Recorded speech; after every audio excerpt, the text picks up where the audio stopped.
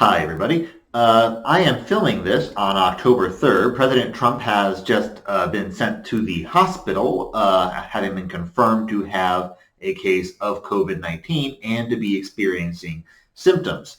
Hopefully, he will recover and be all right. There is, of course, a risk of serious complications and low in his case, but still relatively high risk of death for somebody in his age group. Most likely outcome, and hopefully that is the outcome, is he'll be all right. But I know we're all thinking of the alternative possibilities. What happens if the president is incapacitated or passes away? What happens to the power of the presidency? What happens to the election? So that's what we're going to discuss here today. And there are three things we can think about. The first is what happens to the power and office of the president if the president passes away or is incapacitated. Second, what happens if a presidential candidate passes away or is incapacitated prior to the election or after the election? What happens? We'll be discussing those scenarios here today. So the first scenario is the simplest. What happens if the president passes away or is incapacitated? If the president passes away or resigns or is removed from office, by any means by which the president has to leave office in the middle of his term, it's pretty clear the vice president takes over. So in this case, Vice President Pence would just take the oath of office and become President Pence. If then President Pence was not elected to a full term in November, he would actually be the second shortest serving president in U.S. history. The shortest serving is William Henry Harrison, who died only 1 month into his term of office and was succeeded by his vice president, John Tyler, who was the first vice president to assume the presidency via the death of the president. Another scenario is what happens if the president is alive but is incapacitated and unable to govern. This is controlled by the 25th Amendment to the U.S. Constitution that says if the president is incapacitated, that the vice president can temporarily assume the powers of the president. Not the office of president, but he temporarily assumes the powers of the presidency. This can happen in two ways. One is if the president declares himself to be incapacitated and voluntarily yields up power for a set period of time to the vice president. This happened twice during the George W. Bush administration when then President Bush was sedated for various minor surgeries, temporarily yielding power to his vice president, Dick Cheney. I don't believe it ever happened when Obama was president, but I could be mistaken on that point. All right, so one way to deal with it is if the president were to realize that he is not currently in a fit state to exercise the powers of his office, would be to voluntarily yield his power to the vice president. A second way is if the U.S. cabinet, the major leaders of major federal government departments, they can be brought in by the president, by the vice president, I beg your pardon. The vice president can bring them in and sort of ask them to declare the president incapacitated. And if the cabinet votes to declare the president incapacitated, then the vice president will assume the powers of the presidency until such time as the president is fit to resume his duties. So if the president were to suddenly become incapacitated, the cabinet could step in and order presidential powers be transferred to the vice president.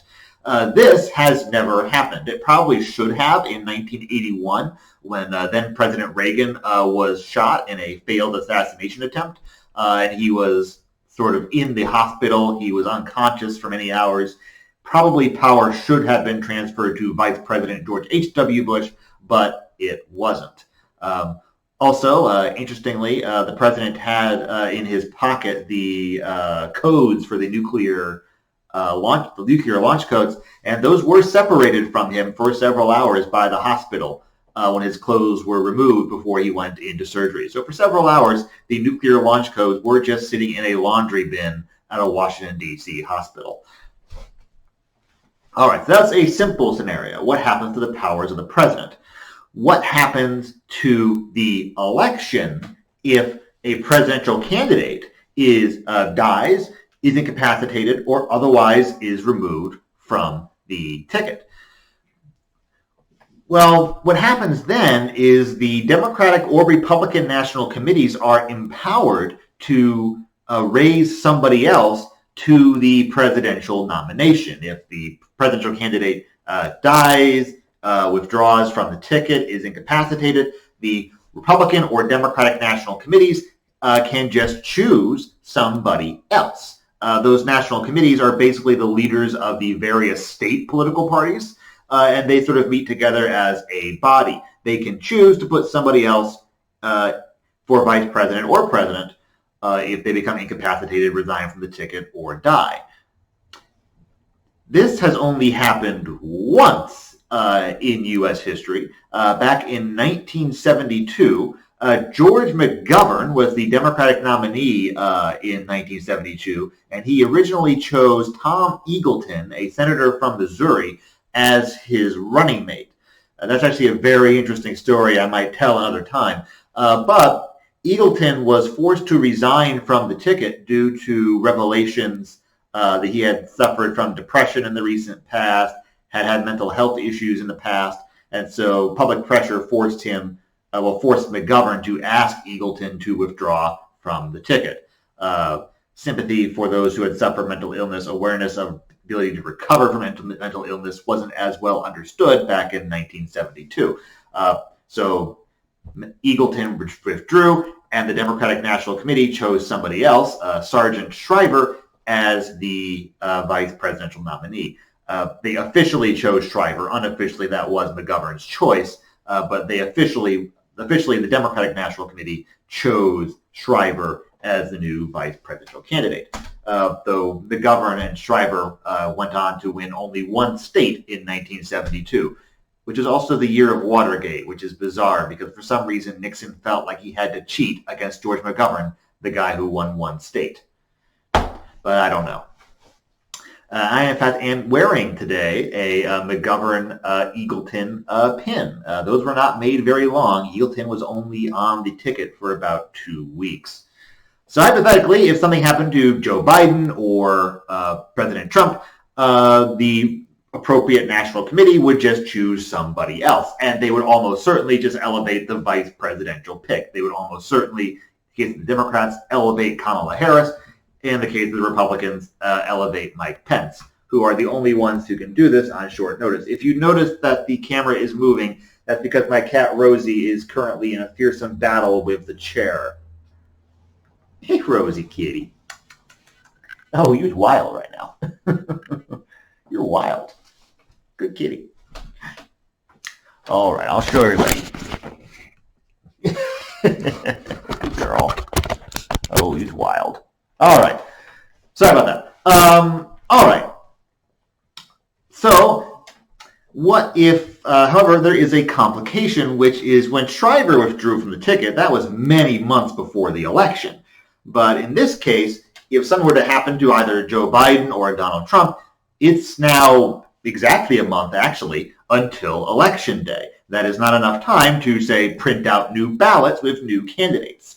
So Donald Trump or Joe Biden would still be listed on the ballot. Now, you might know that when you vote for president, you're not really voting for president. You're voting for an office called elector.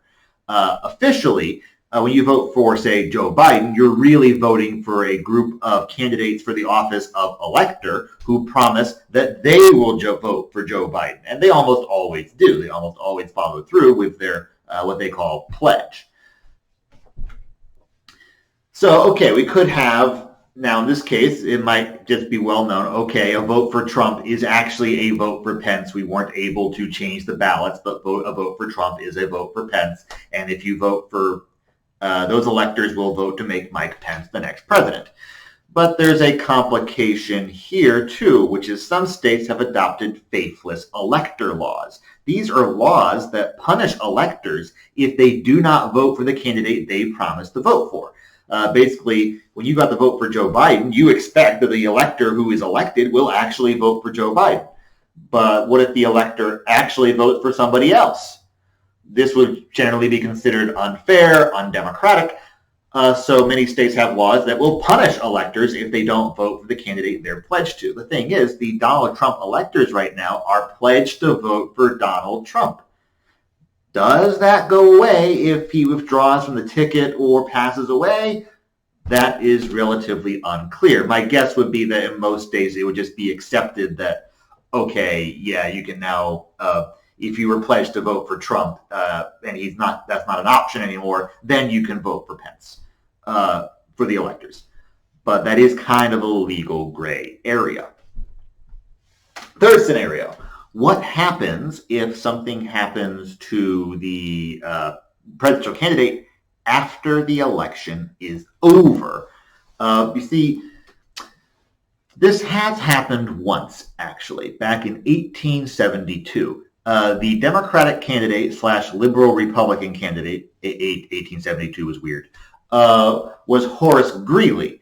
And he ran in the election in early November 1872. And he passed away on November 29th, 1872. And what's interesting there is that the unfortunate Mr. Greeley, he died after the people voted in the election, but before the electors actually got together to officially elect the president. And there was confusion for the electors of who do we vote for now? The guy we were pledged to vote for is dead. He's not an option. And in fact, these votes have to be officially accepted by Congress, and Congress refused to accept any electoral college votes cast for a dead man. So some electors who went through with their pledge and voted for Greeley had their votes thrown out by Congress, saying you can't vote for a dead guy. So most of the electors, however, refused to do that. Most of the electors instead just voted for some other random Democrat. There was no concerted effort to elevate somebody else to the position of Democratic nominee because Greeley lost the election in a landslide. It was kind of a moot point. He lost, and so it was kind of like, oh, that's sad that he passed away, and it is a really weird constitutional issue. A weird election law issue. What do we do with the votes he earned? But it didn't actually matter because he lost in a landslide anyways. What happens if it is to a winning presidential candidate?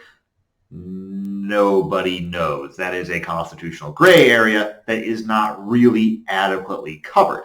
If something were to happen to a victorious Joe Biden or a victorious Donald Trump, after Election Day, my guess would be that the electors who were pledged to vote for Biden would instead vote for Kamala Harris, and she would then become president, just as she would if Biden died one day into his term. Similarly, if something happened to President Trump. But it is a legal gray area. Now, one question you might ask is, well, if you could throw out for example, imagine that Joe Biden passed away before the Electoral College votes were counted. And the Trump campaign successfully got those votes thrown out. Does that make Donald Trump president? No, because you need to win a majority of the Electoral College to be elected president. If nobody wins the majority, the House has to choose. And that opens up an entirely different can of worms that we'll have to get into another time since we are nearly out of time today. All right, so that is what happens if something were to happen to the president or a presidential candidate prior to the election.